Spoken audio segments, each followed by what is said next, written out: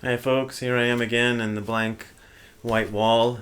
Today we had our second Angel City Zen Center Zoom thing, and the talk was given by Eric, who's one of our more interesting guys we have talking. They're all interesting, I think. Because I didn't want to keep giving every doggone lecture, I started giving the assignments out to other people who I felt could give a good talk after Zazen. And Eric's one of my favorites. He's a psychiatrist, a practicing psychiatrist, who is also a longtime Zen practitioner. One of the things he said today was that his point of view on all this stuff, this virus stuff and pandemic stuff, and just in life in general, is take everything seriously but don't believe anything. And I kind of like that advice because that's the way I'm doing it. I'll say this again for the 15 millionth time, just so I don't get all these yahoos on the internet accusing me of being a denier and all that, which is that I'm showing you my hands because they're so clean. They're ridiculously clean. Doing all the social distancing. I'm not going out, following all the rules, don't have much choice because you can't do anything in Los Angeles anyway because everything's shut. So I'm really, really following it and I'm really taking it seriously. On the other hand, I have to say I don't believe it. Now, what do I mean by don't believe it? Well, I believe that there are people dying in Italy and in China and in Washington State, and there's all this stuff going on, and I think there's a danger here, seems right. What I have my doubts about is this whole thing we're going through to try to deal with the situation. I'm going, does this actually make sense? But I'm doing it anyway. And that's part of that's my interpretation of what Eric said. I mean, I've been doing it before he said this, but that's what I do. I don't believe it, but then again, I'm a guy who talks about the material world being an illusion. So if I say I don't believe something, you have to kind of take it in context of I don't believe most of the things that most people believe, like fundamental things, like the material world. This whole thing gets very convoluted, and I should probably try to explain it. The whole material world is an illusion thing, and I tried to talk about it in terms of Dogen's story about the guy stubbing his toe. Actually, Dogen didn't make up that story, but he quotes it. So you have the teaching, the philosophical conceit that the material world is an illusion, but you can still stub your toe. So the material world is an illusion as a concept, as a theoretical concept, does not mean that I'm going to use the power of my mind to be immune to coronavirus or something like that. It doesn't mean that kind of nonsense. It's more of a sense of things being quite different from what we think they are. Another thing that came up on the comments section was somebody asking whether I'd ever seen my two Zen teachers, Tim McCarthy or Mishima Roshi, flustered. And the answer is yes. And this is one of the advantages, I suppose, of studying with a teacher who was not terribly popular. Nishijima Roshi had 20 or so students on any given day, sometimes less than that. I would say 20 would be like a peak. Tim, 5 to 10 people each time. So it was very easy to kind of get close to both of them and to see them in their natural habitat. Now, if I wanted to, for most of you out there don't know me, not personally, right? So if I wanted to, I could pull all the wool over your eyes. I'm not saying you're stupid, but I could do the thing that most people do. You're seeing me for 15 minutes, on a YouTube video. And for 15 minutes on a YouTube video, any decent actor could pretend to be a person who is eternally unflustered. It's not that hard. I could probably even do it. I act occasionally, and I'm no, De Niro, or I don't know who we think of as a great actor, but I could pull that one off, I think, for the times that I have to be in front of people.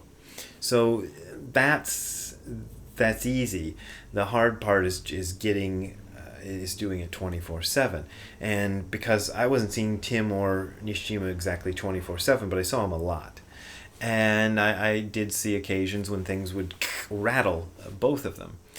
But it took a lot. It wasn't easy. They weren't people who'd like fly off the handle very easily. I never saw, well, I did see Mishima Roshi get angry once, and it was quite interesting.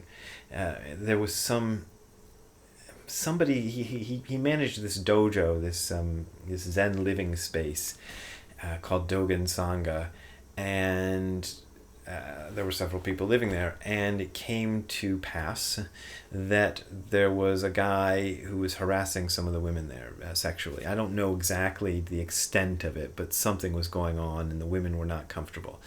And I was there the day Mishima Roshi took care of it, and he heard from one person who was a woman who was really upset about it, and he just went right down to the guy's room, knocked on his door, told him to get out. And minutes later, it was as if nothing had ever happened. So it was this interesting thing. His anger was there, it was focused, it did its purpose, and then it was gone. And I found that really instructive. And maybe that's the state one can get to if one is good enough. In a situation like this, we're looking at a sustained condition of a kind of sensory overload, where we're just getting bombarded with information, and it's all conflicting, and none of it seems to agree with the other parts of it. And there's, even if I accept, like I said, that the coronavirus is real and it's a danger, and et cetera, I also go, is these measures that we're taking actually the ones that are going to be helpful, or are they actually going to, in the long run, cause more harm than if we just let it go? There's all sorts of questions like that. There's so much. In Nishijima Roshi terms, he talks about the parasympathetic and the sympathetic nervous systems, and these are the parts of the autonomic nervous system. That's it. And if the sympathetic nervous system is stronger, you feel alert and you're thinking very sharply and things are going and if the parasympathetic is stronger, you're more like rest and digest and just everything's happy. What's going on right now is the sympathetic nervous system is getting overstimulated by all of this, and it makes it very hard to do restful things, like I was talking about having sleep problems and things like that. So it's all because the sympathetic nervous system is overtaxed, and this parasympathetic nervous system can't come back and make things even.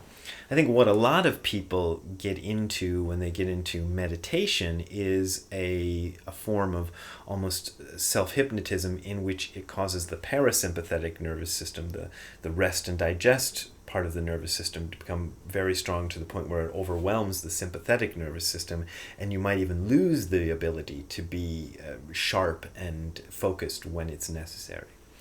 Whereas what Zen is looking for is a kind of balance between the two. So you do have the relaxation part, but you also have the sharpness part, and they're both working at optimal levels about the same. And maybe if it's necessary, one can take over for a while and the other one can take over, and that can happen. But in general, you're working on an even keel, and that's what we're aiming for.